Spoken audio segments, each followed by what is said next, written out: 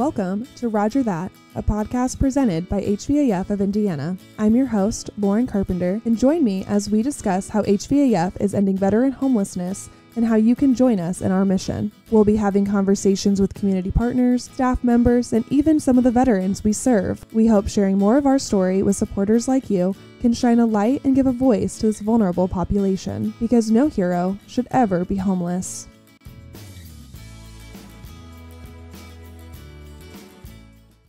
Before we get started with today's episode, here are some upcoming events that you should know about. Stand Down, a resource fair for veterans, is September 5th from 12 to 2 p.m. at the Indiana National Guard Armory. At Stand Down, free resources are available to veterans, including food, clothing and hygiene items, employment services, financial counseling, VA benefits assistance, and more. Stand Down is on September 5th from 12 to 2 p.m. at the Indiana National Guard Armory here in Indianapolis. For more information, please visit our website at hvafofindiana.org/events. And mark your calendars for the 11th annual Operation Alpha. Join us Friday, November 8th at the Biltwell Event Center for the biggest and bestest Veterans Day party around, and support vulnerable veterans and their families in our community. Operation Alpha is a casual evening with Hotel Tango Spirits, Upland and Sun King beer, wine, custom cigars, great food, a military-inspired grog bowl ceremony, and the ever-so-popular whiskey pull. Dress as casual, and free parking is available on site. We hope to see you there. Tickets and sponsorship opportunities are going to be available soon, so be on the lookout for more information on our social media at HVAF of Indiana and at our events page at hvafofindiana.org/events. More information and a link to these two events are going to be included in today's show notes.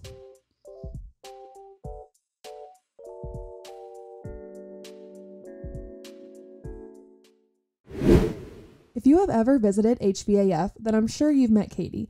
She is the first face and smile you see when you visit, as she is our community center specialist. Katie helps oversee our community center, which includes our food, clothing, and hygiene pantry, and that's open for veterans on Tuesdays and Thursdays. She's been on Team HVAF for 13 years. And on today's episode, you'll see why she's been here for so long, as she's so passionate about our veterans and mission to end veteran homelessness. So let's get into it. Here is my conversation with HVAF's Community Center Specialist, Katie. Hey, Katie. Welcome to Roger That. Hello. How are you today? I'm doing good.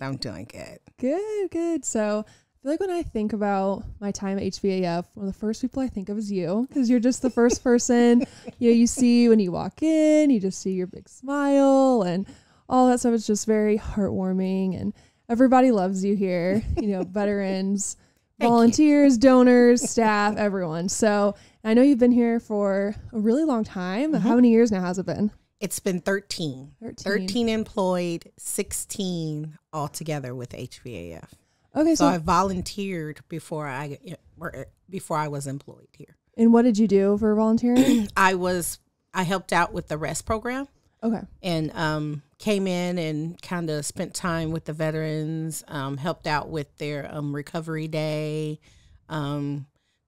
went to the games and things like that with them so that they could have just like a chaperone. Mm-hmm. And so I did those things with them. Awesome. Yeah. So I bet that was nice to kind of build that trust with them and relationships. And then when you started working here, it was Exactly. It was amazing. Yeah. When you first started here, what was your position? When I first started employment here, I was a residential aide over at our Manchester property. I worked on the weekends, so I worked from 7A to 7P.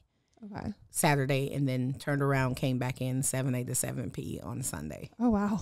Dang.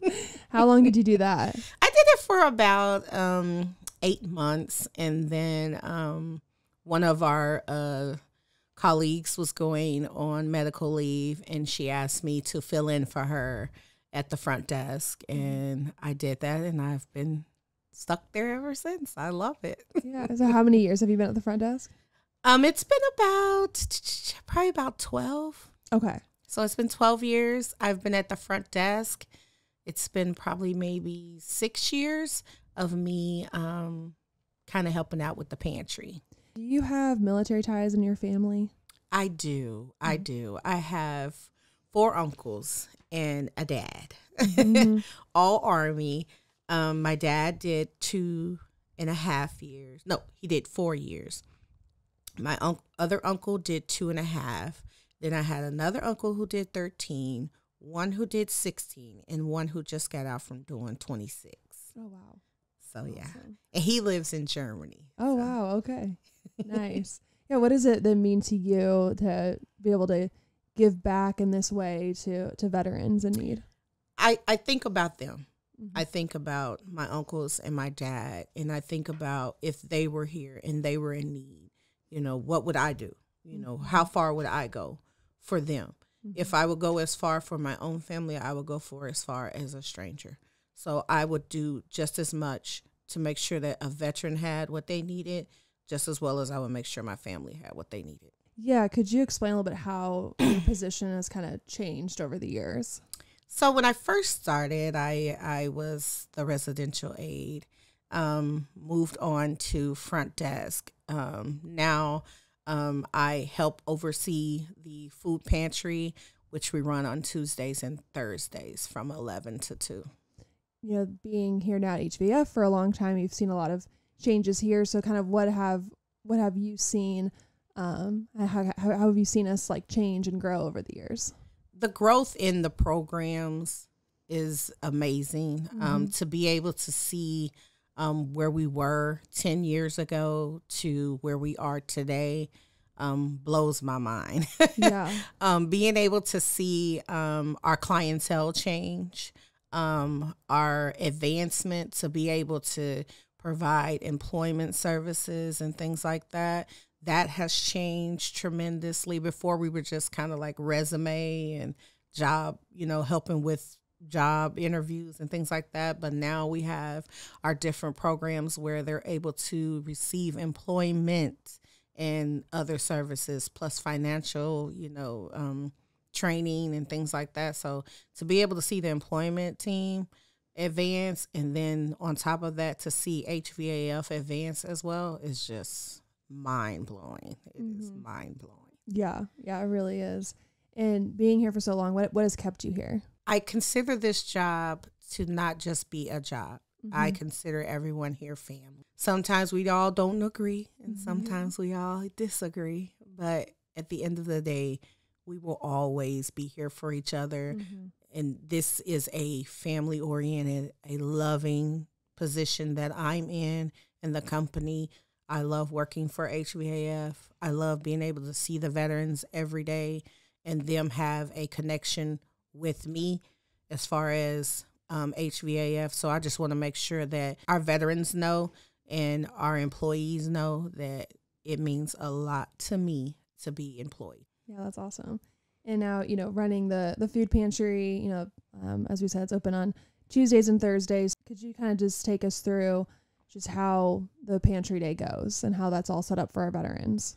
It's kind of wild because I get here at 8, but by 9, I at least have like 2 or 3 guys standing out there. Ready. So they're just ready to go. Yeah. And like 9, I'm like, we don't open for another 2 hours, but they like first come, first serve. So they don't have a problem with standing out there.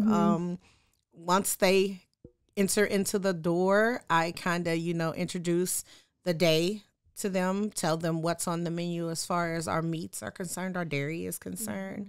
I try to check their IDs, make sure that they have proper documentation for when they're coming into the pantry.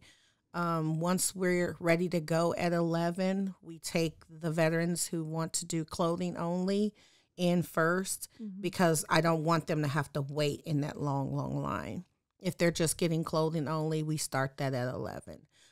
Food and clothing and hygiene items, we start that at 11:30. So at 11:30, I then go out and help veterans sign in on our iPad system. Once they sign in, they go over to clothing first. They shop with Miss Bonnie, and then they'll come back over and get in line to go shop and do their shopping experience in the food pantry. For me, when I started here in 2017, it's changed a lot, adding in the point system. Would you be able to explain for our listeners kind of what that is and that, we don't just hand them food, they get to shop too? Exactly. After pantry, we were picking up anywhere from 15 to 20 cans of vegetables that veterans didn't want. You know, they're not going to eat peas. They're not going to eat corn. They're not going to eat, carrots and things like that. So we were a pre-packed pantry before. And so for us to be able to give them that dignity of being able to shop for themselves, it was a high priority of mine. The veterans can shop for themselves and get what they need, not versus something that we feel like they need. So that was exciting. Yeah, I think that's really cool that we get to do that, and it just makes it a much better experience for the volunteers, for you, and for the veterans as well. And, we've noticed in the last few years that there are more veterans visiting our pantry. So do you maybe have a kind of a reason of why this is? I don't know if veterans have told you, or just kind of what you've noticed. A lot of them, when I do my surveys, that's one of the questions that I ask, like, why would you choose to come to this pantry? A lot of them say that it's because the economy has risen in pricing. So their housing has risen up, their mortgage, their insurance, their, not a lot of VA, things are free. They might go to the VA for free medical, but if they have to stay, they have a bill. So most of them, try to have to spend money on paying down that bill so that it doesn't affect their credit or leave their loved ones with a balance due or a bill due. So a lot of them tell me it's just because food pricing has gone up and cost of living has gone up as well. Yeah, it's unfortunate that that's such a need, but I'm glad that we're able to fulfill that need. So how have you guys then adjusted to being prepared for more veterans? We seek to buy more bulk items, being able to supply a veteran. If you go into Kroger's, let me give an example. If you go into Kroger's and you have $20, you could feed one family. But if you have $20 and you donate it to HVAF, I can go to Gleaners and I can feed 10 families with $20. So it's just being able to expand our product in the pantry. It kind of helps with being able to give the veterans kind of what they need and what they want. Yeah, and how do you guys keep the pantry filled? With donations and being able to shop at Gleaners, and Second Helpings is another agency, sister agency that kind of helps. So we tend to look for donations. It's mostly ran by donations. What does it mean to you to have these community partners, such as Gleaners, to be able to help you supply the pantry? It means a lot to be able to not necessarily depend, but rely on Gleaners and Second Helpings and, Midwest. These agencies provide a service to pantries at a lower cost than us being able to go, let's say, to Sam's Club or Walmart or Kroger. Those places, you can get some items, but you can't buy bulk items. You can't buy a case of peanut butter for $5. You would have to spend $7 on one jar of peanut butter. So it helps out a lot to be able to go to these agencies and get the things that we need to sustain in our pantries and keep it going. What would you say is your favorite part about helping with the food pantry and running it? It would be the days when we have the surprises. Like we would have a vendor here who would come in and barbecue. Once a year, HVAF does a cookout for veterans. So to be able to do those things and be able to provide those things, on top of being able to do the pantry, it means a lot. It means a lot. They appreciate it. The veterans appreciate it. And we appreciate them being able to say, thank you, for thinking of us, or thank you for giving us a hot meal plus, food to last a week. So a veteran can come to my pantry at least once a week. So if they come on Tuesday, they can come on Tuesday until they no longer need us. What would you say is the hardest part? At the times when donations slow down, funds don't come in, so I have to lower my points, you know, and not give a veteran their 20 points, but to try to stay open so that I can serve all the veterans. That's the saddest thing for me. A lot of people don't realize it, but donations don't come in all year. Like the beginning of the year and the end of the year, floodgates. Around Veterans Day, floodgates. Any other time between that, it's slim pickings. Like it's really sad. And, you know, I keep putting the word out that, you know, donations are needed all year long. You know, veterans are hungry every day. Yeah. You know, they're in need of hygiene every day. So just to be able to put that out there for everyone to know that donations, you know, Christmas time is a joy, I understand. New Year's, I understand. But we see veterans every single day, and they are in need every single day. Yeah, especially even right now with it being so hot. Yes. And, you know, and even just being able to provide a place with AC for them for a little bit, you know, to come through here is extremely important. Is there a specific veteran that comes to mind, you know, whose life has been changed through the pantry, you know, that you want to share? It would probably be Mr. Marvin Weaver. I have seen his growth, and he just comes by now just to say hey sometimes. But to see him and to know that he's okay means a lot to us at the front desk, because he's gone through a lot in his time. And for us to be here still for him, just if he needs a can of soup, for us to be here to be able to provide that means a lot. Yeah. No, and I got to interview him a few weeks ago, and he's great. So listeners, be on the lookout for that story. It might be on our blog at hvf.org. Just a quick little plug, you know. No shame. Okay, so pantry's open Tuesdays and Thursdays. Yes. So then what is going on Monday, Wednesday, Fridays? On Mondays, we go through our donations and kind of restock our shelves, get ready for Tuesday. Tuesday, we have pantry, so we restock before the end of the day on Tuesday, because on Wednesdays, that is our ADA day. So our veterans can come in who have wheelchairs, motorized wheelchairs, walkers, things like that, deem themselves disabled. They are able to come on Wednesdays, and that way it's less crowded. They can maneuver in their wheelchairs. They don't have to worry about hitting anybody, running any toes over, or anything like that. So they're able to have that one-on-one experience with the shopping for clothes and shopping for food. And then on Thursday, we are at it again. We kind of restock, get ready for Thursday. And then on Friday, we kind of just go through and do an inventory. We kind of take inventory on something that's getting low. We kind of let our advancement team know, you know, hey, these are our most needed items. You know, it's Friday. If we can just put it on the blog, it'd be awesome. That's kind of our weekly regimen. Yeah. And if, you know, those listening who, you know, want to help out, you know, of course, there's two ways to help, is to donate to the pantry, but then also to volunteer. So first, with volunteering, what are some of the opportunities there that they can help out in the pantry? We always are looking for volunteers. We have an overflow in our basement where our clothing goes.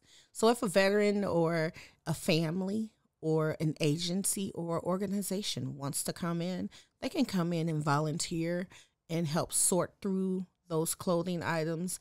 They can help us in the food pantry sort through the donations. They can help us by making emergency food boxes, because we also have those on hand.